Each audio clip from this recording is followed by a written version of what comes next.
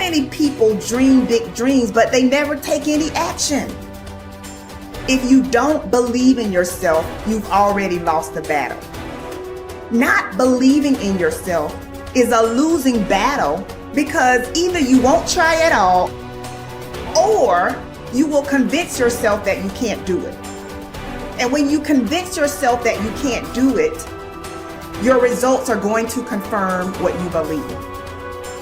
So we are afraid to fail. Why? I told you, man. Just need to try it, dude. Just chill out, relax. Why are you so crazy? Why are you so obsessed?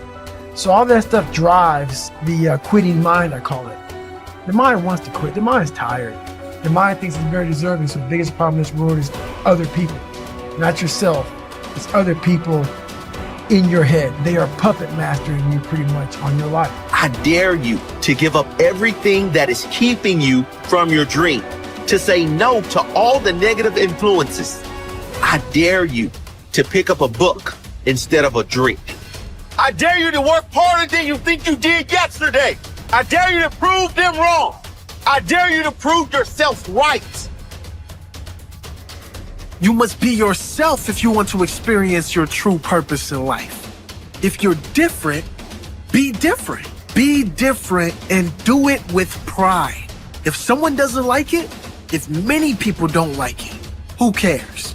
Your life would feel better and richer if you had a goal, you chase that goal, you accomplish some things, and you would get this boost of confidence, you'd get this boost of self-esteem, like whatever it is that you're into doing. The time has come for you to understand that you cannot depend on the opinions of others. You cannot just trust in the opinions of others. You cannot allow other people to validate you, because you are just who you are.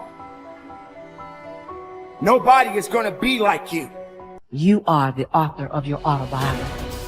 You write the story of your life. No one can write your financial story. No one can write your spiritual story. No one can write your emotional story but you. The pen has always been in your hand. The pen has always been in your hand. I say write a story that's going to be damn good to read. But don't let yourself be vulnerable to weakness. Don't let weakness consume you. Don't let hopelessness consume you. Be about your business. Understand that you got to keep living and living strong. When nobody's looking, when nobody's watching, when nobody understands the measure of passion that you carry, can you keep going? Don't stop! You're right there! Find something. Find a thing that you genuinely enjoy, because getting good at things you genuinely enjoy is extremely beneficial for young people, because it lets you know that, like, everybody thinks they're a loser. Every young person thinks they're a loser. At least a young person in the situation I was at. Like, I didn't know I wasn't a loser until I started winning, until I started doing martial arts. Martial arts taught me that, like, I could get better at stuff, that I wasn't really a loser. I just was someone who was, like, in a fucked up situation. But you could channel all that energy that you have as a young person into something and get better at it. And then all of a sudden people admired me. I was like, this is crazy. So I went from being someone who was incredibly insecure and basically a failure to someone who was really successful at this one thing that was very dangerous, that other people were scared of. And that gave me immense confidence and also a real understanding of the direct correlation between hard work and success. And kind of understanding that you're not a loser. Right. That there is a diamond in the rough. Yeah, and also an understanding that you can't listen to people. Because even my parents didn't want me to do martial arts. They didn't want me to fight. They didn't want me to do stand-up. There's like, you have to understand, like, who you are, and then in the face of other people's either criticism or, you know, lack of faith in your ability to succeed, you push through, and there's great benefit in that. And then you realize that you can kind of apply that to other things in life. You can apply that to critics, you can apply that to social media commentators, you can apply that to a lot of things. I don't think people are happy if they don't have puzzles and complex tasks and things that are interesting to them, whether it's an art project or whether it's learning something completely new like stand-up comedy. Like, doing things that are difficult is it's as much of a nourishment of the mind as food is a nourishment of the body.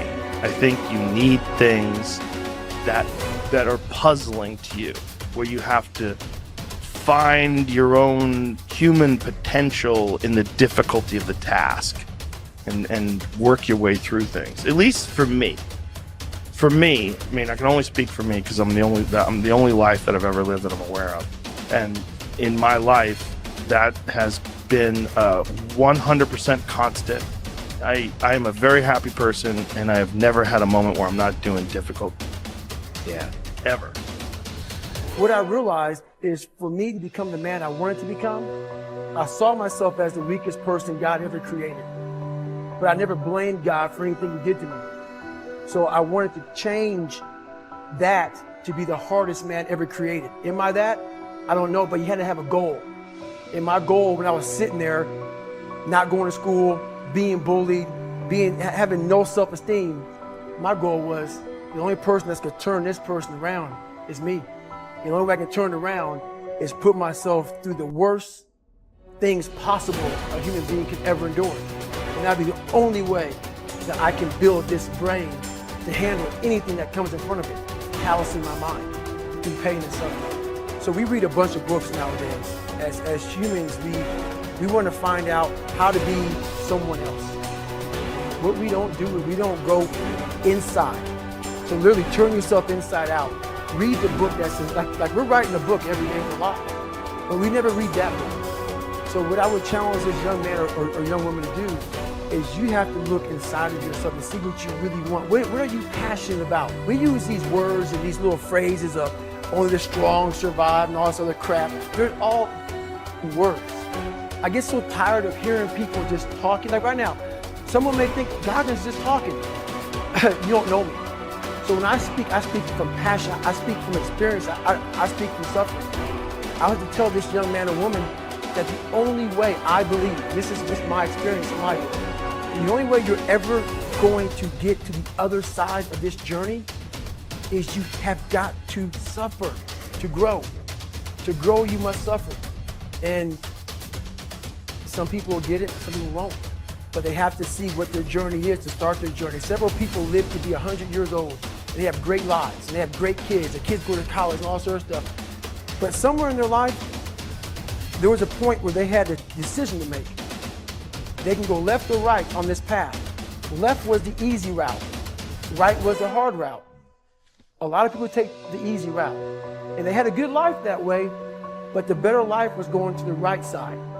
And you may have 20 years of pain and suffering to get past it, but a lot of us die never truly starting our journey. And I would tell this young person, you gotta start your journey. It may suck, but it will come out the other side where you're coasting. Study the values you admire. You learn values by studying them closely. The law of concentration says that whatever you dwell upon grows and increases in your life. What this means is that when you study and read stories about men and women who demonstrated the kind of values that you admire and respect, and then think about those stories and that behavior, those values sink ever deeper into your mind.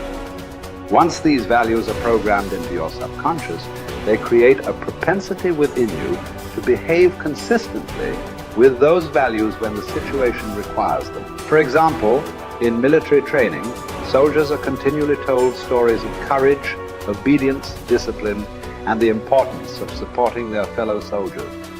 The more they hear these stories, discuss them, and think about them, the more likely they are to behave consistently with these values when they're under the pressure of actual combat. The core virtue of character is truth. Whenever you tell the truth, however inconvenient it may be at the time, you feel better about yourself and you earn the respect of the people around you. One of the highest accolades you can pay another person is to say that he or she always tells the truth. Emulate the people you most admire. Much of your character is determined by the people you most admire. both living and dead. Who are they? Looking over your life and history, make a list of the people whom you most admire, and next to their names, write out the virtues or values that they most represent to you. If you could spend an afternoon with anyone, living or dead, what one person would you choose? Why would you choose that person? What would you talk about during your afternoon together? What questions would you ask, or what would you want to learn? Consider this as well. Why would that person want to spend an afternoon with you? What are the virtues and values that you have developed that make you a valuable and interesting person? What makes you special? Practice the values you respect. You develop values by practicing them whenever they are called for. As the Roman Stoic philosopher Epictetus said, circumstances do not make the man. They merely reveal him to himself. When a problem occurs, people tend to react automatically based on the highest values that they have developed up to that moment. We develop values by repetition, by behaving consistently with a particular value over and over again until it becomes a habit and locks in so that we come to practice it automatically. Men and women with highly developed characters behave in a manner consistent with their highest values, and they do so without thought or hesitation. There is no question in their minds about whether or not they are doing the right thing.